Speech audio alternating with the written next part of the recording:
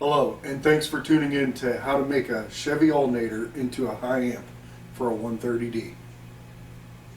Rebuilder in a box kits and movies are for the American do-it-yourselfer, the blue-collar guy, the working man.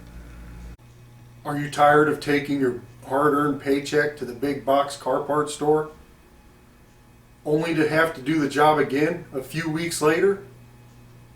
Then our do-it-yourself kits are for you. If you have the tools and the ability to remove your alternator from your car, then you have the tools and the ability to rebuild your alternator with our guidance. In order to minimize downtime, do the rebuild first, then just install the alternator. Go to the website car-parts.com. Enter your vehicle information at the top. Put your year, your make and model, alternator, distance, then type in your zip code.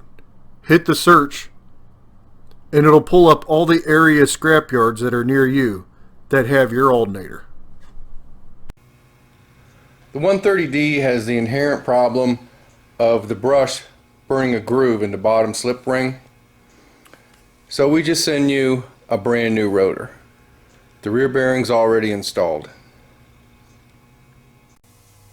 Here's what the kit looks like in its entirety. For an increase to 165 amps, the stator winding already press fit into the drive-in housing, and there's already a bearing press fit. The new rotor, also you get brushes, an extra set of insulators, we show you where to put them, new voltage regulator, all new diodes. The rectifier will have a thin layer of heat transfer compound installed on the back side. The diodes, the rectifier set, is made by a company called Regulator. They're in Montgomery, Alabama.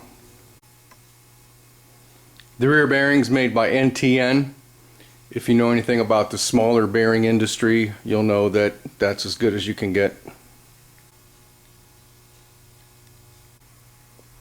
You also get two new brushes and some extra insulators. We show you where to use them. Tatatil's in Anderson, Indiana. They're considered top of the line. They're OEM suppliers to Bosch, Delphi, several others. Now that we have our kit and our alternator to rebuild, let's get started. The first thing to do is take the black plastic cover off. You'll notice the 4 square openings on the top. There's 2 that are closest together. We're going to take 2 small size screwdrivers, stick them down in the holes, and pry backwards. This rectangle here on the inside is just a hook. So we're going to go in from the top and just pry back on that. It's a lot easier to hold it if you put a rag in the vise, stick the pulley down in the vise, tighten it in lightly, and then you'll notice these 2 are the closest ones together. We're going to stick our 2 screwdrivers down in there, pry out and up just to get it started. Then spin it around, pry out and up, and it comes right off. Looks a little scary up in here, but really it's not. This is the voltage regulator. This is the rectifier with the diodes.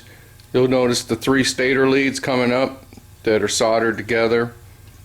Also, there's a solder joint between the rectifier and the regulator, and there's 4 Torx heads holding it down.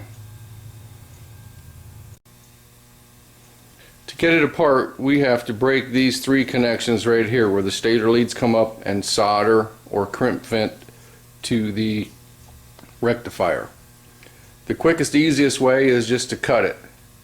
You want to cut right in this area right here above the plastic retainer guide, but dig in there and cut the copper away from the rectifier. This is the 130D. This is the rectifier with the diodes. You'll notice the 3 stator leads coming up that are soldered together. Also, there's a solder joint between the rectifier and the regulator, and there's 4 Torx heads holding it down. To get it apart, we have to break these 3 connections right here where the stator leads come up and solder or crimp vent to the rectifier. The quickest, easiest way is just to cut it. You want to cut right in this area above the plastic retainer guide, but dig in there and cut the copper away from the metal on the rectifier. So you make 3 cuts here, here, and there. If you're into salvage and you don't want to waste the stator, which is you lose the top part of the copper, we'll show you how to desolder it. You're going to need some sort of soldering apparatus, a minimum of 200 watt, to reinstall the stator wires to the rectifier. We got this one at a Walmart. It's the most affordable ones are these, the little flamers. Just runs off of butane fluid. This was about $8. So what we're going to do is just heat up the general area, try and stay away from the plastic as much as possible. But it is going to get burnt a little bit, you just don't want to smell it. When you see the solder liquefy, take a pair of needle nose,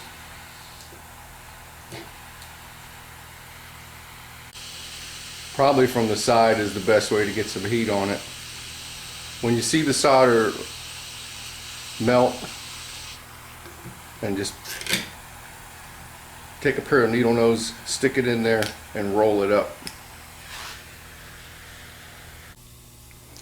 We're going to be using an E5 inverted Torx to take these 4 bolts out. You'll notice when you get them out, 3 of them are plain grounds. The one has an insulator on it, the one that came from right here where the hot side of the voltage regulator goes through. So we have to remember to use the insulated one on that location there, the one that's closest to the battery stud.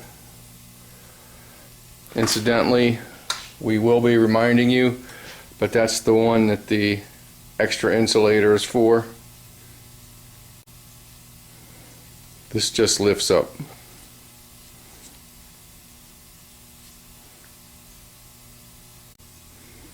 We need to take this plastic guide off here. If you desoldered everything, you're going to have to get it nice and clean before it'll come off. But if you cut it, it should come right off. Just take a pair of needle nose and work it off, or a screwdriver and pry up. Next step, we're going to need a 1/2 inch either electric or pneumatic impact and a 15/16 socket. You notice on this particular brand, which is rather popular, we have it set on reverse and the power rating is set to 2. What we're going to do now is take the pulley nut off and then take the pulley off. Soak it down with your favorite rust bust, liquid wrench, PB blaster. We use this stuff called the Blue Creep. And we're just going to hold our hand on top of it and go through a series of short bursts. You have to wait for it to stop.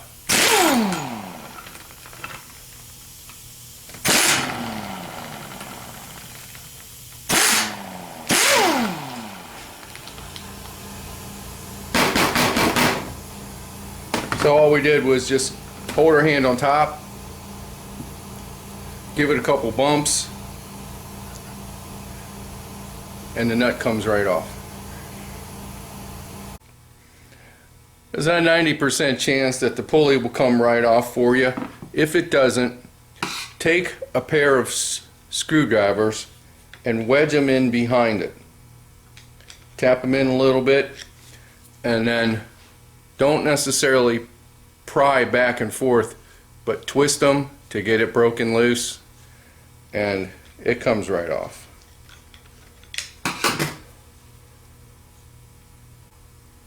Then we're going to put the nut back on, but don't thread it on completely. Leave it sticking out the bottom a little bit. Now it's time to take the 4 through bolts out that hold it together. These are, I think they're E8 heads on them. The reason I say I think is because over the years we've evolved to a 1/4 inch deep well. It's a lot easier going on and it works very well. You can use a little bit of heat on the side right there, or put some rust bust down inside that hole to help work them loose. Now we want some rust bust on the shaft where the inner race of the bearing contacts. Now what we're going to do is make sure that the nut is installed on the bottom, but not all the way. There's a little bit of shaft up inside the nut. Then we're going to hold it 2 hands on the bottom of the frame. And that's all it takes to split it apart. It's going to bottom out on the nut. Now you got to take the nut off to get it the rest of the way off. You'll notice the washer spacer. Very important that this side with the raised up portion goes next to the rotor. The flat side is the part that goes out towards the bearing. We need a ball peen hammer, and we're going to hold onto the shaft and tap on the outer plate.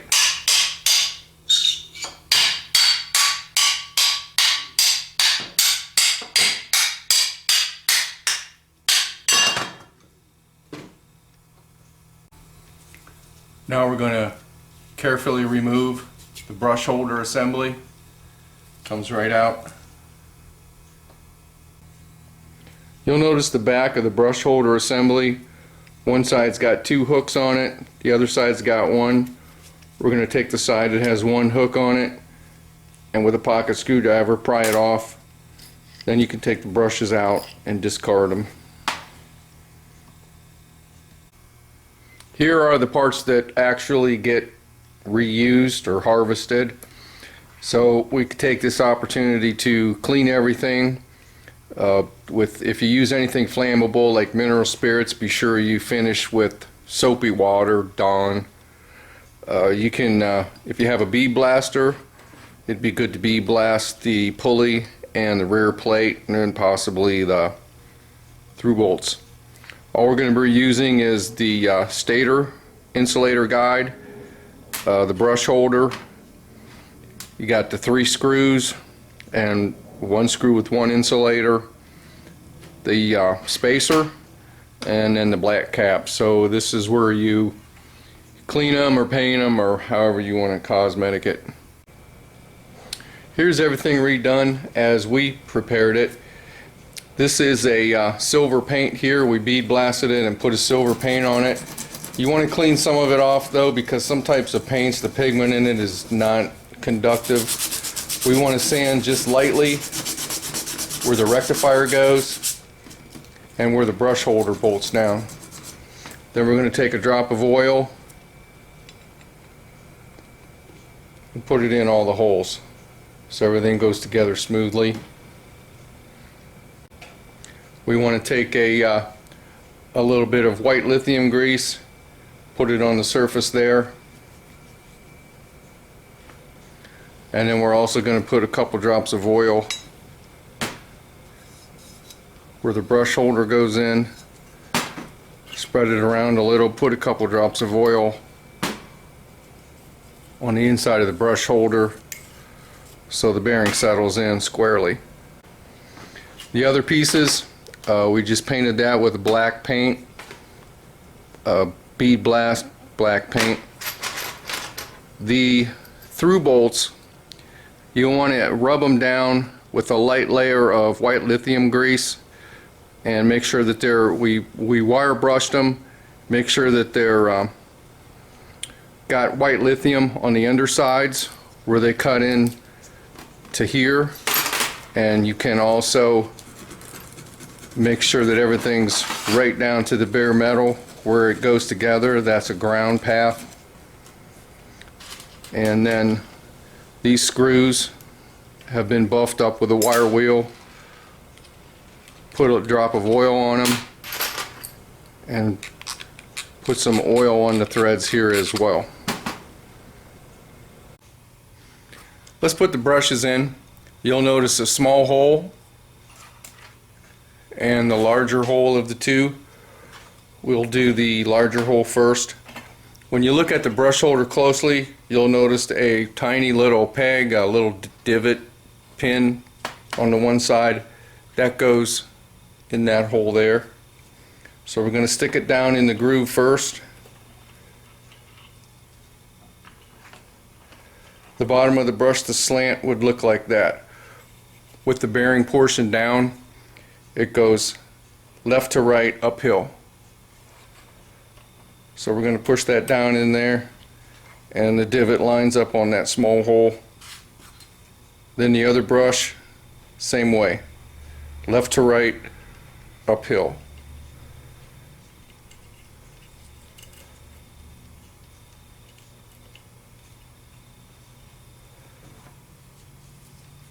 Then we can put the lid on.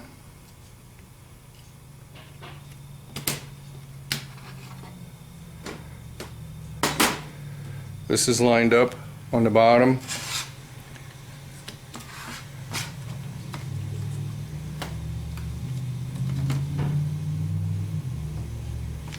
Set that down in there. Put this in and tighten it down for assembly purposes. We'll have to take it back out later, but the easiest way to put it together is to tighten that down for now. What we've done now is we set the brushes back with an 11mm socket. Just kind of hold them from the other end with a pocket screwdriver or a small knife, and just set this socket in there to hold the brushes back out of the way. Just any, it's an 11, this is 11mm thick wall with a 1/4 inch drive, but any socket that you have that'll fit rather loosely down in there, but be able to hold the brushes back away from being able to be broken while you're installing the slip ring. Now what we're doing is putting the spacer onto the shaft with the raised up portion, the raised up boss, towards the rotor body.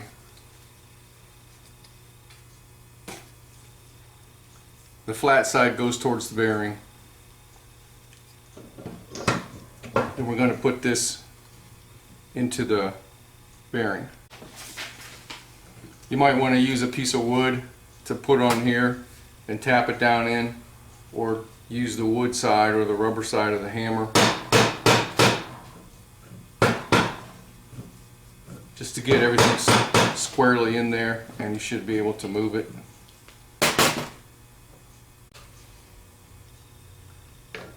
We're putting the pulley on, the lock washer, the nut. Because this is a high amp stator upgrade, you'll notice that the wires coming up from the stator leads are, there's 3 of them, and the stator that you removed had only 2. So one of the modifications that's going to make assembly a lot easier is to open up these holes a little bit. So we're going to take a battery operated drill and a 3/16 drill. Hold on to it with a pair of pliers or small channel locks, and just use the drill as a reamer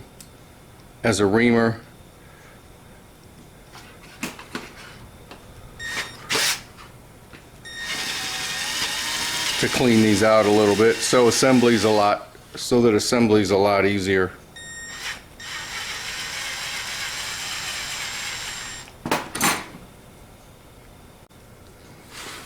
So what we're going to do now is, there's a U-shaped fitting right there, sits into the plate. Get it on there, line up the stator leads, hold this a little bit, and start tapping it down on there. You can even take this off and put it on secondarily, just use it as a guide at first so you can see where the wires come up through. Mainly keep an eye on holding this back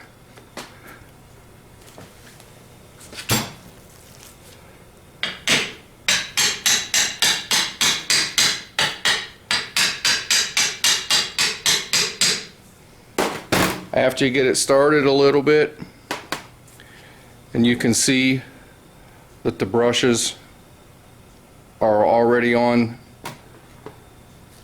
the slip ring. You can use the through bolts to finish pulling it down on there.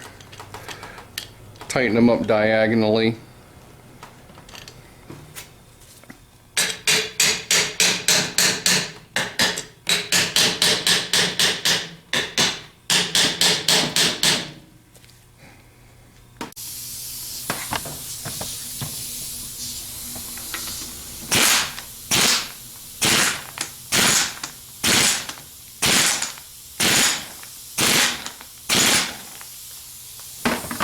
Then we're going to look down in here and make sure that we can see that the lock washer is crimped tight so that we know everything's tight enough.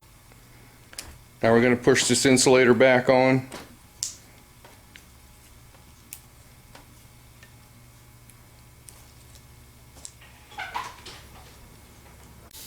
At this point we're going to give it a spin. Make sure that we don't have any fins hitting anywhere. Make sure that there's no pieces, little parts of the rotor that are sticking out, or little parts of the stator that are sticking out that would let this hit anywhere. If you do have a little bit of a noise, it's not really anything to worry about as long as it's not a wire touching. And if you get a little bit of a tap somewhere, just go around the edges. Give it some hits, maybe tap it down a little bit better. This is what we refer to as a break-in period, really. Retighten the bolts, give it another spin, try and get rid of as much of that. If there is just a little bit of a light tap in there, it's nothing to worry about. Now we're going to push this insulator back on.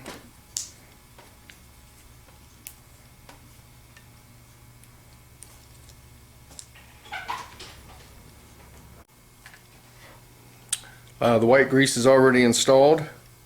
We're going to set that back on there. Push the wires in a little bit.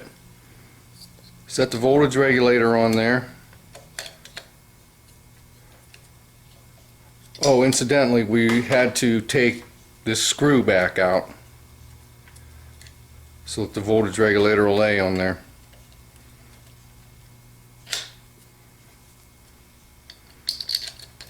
Put the 3 plain ones in,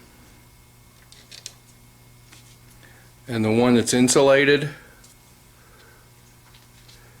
gets the white insulator pushed all the way up onto it. The one modification is we took a pair of wire cutters and split it so that it would go over. It just kind of lays on there as a little bit of an extra added protection. Then we're tightening all these E5s down. We're almost done. We're just going to hold the wires back and take a pair of needle nose, crimp the fingers around all 3 of these leads, push it back there as far as it can go, so that you get a full surface area of contact metal for the solder to flow into.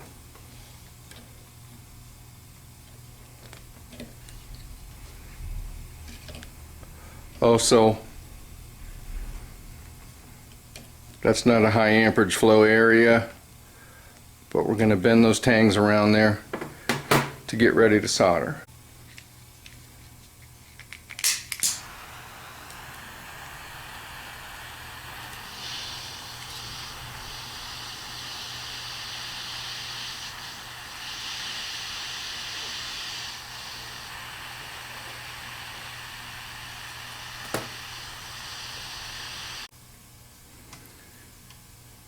When you solder these, make sure that you get it hot enough to totally see the solder liquefy and run down in there. Possibly you'll see a little bit running out the bottom. That way you know everything's soldered all the way through. This is the connection between the voltage regulator and the rectifier. We want to get a little bit of solder down in there. It's not a high amp connection, but get enough solder melted down in there just to keep things from working their way loose and getting corrosion on them. We recommend taking this opportunity to go back through and make sure that all the E5s are tight, particularly this one. That's a good spot to leave too loose and vibrate loose. You don't want to over tighten it, but just get it as good and hand tight as you can. Then we're going to put the lid on.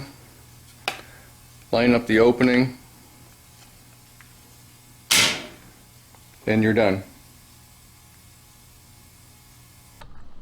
We would also like to invite you at this time to visit rebuilderinabox.com.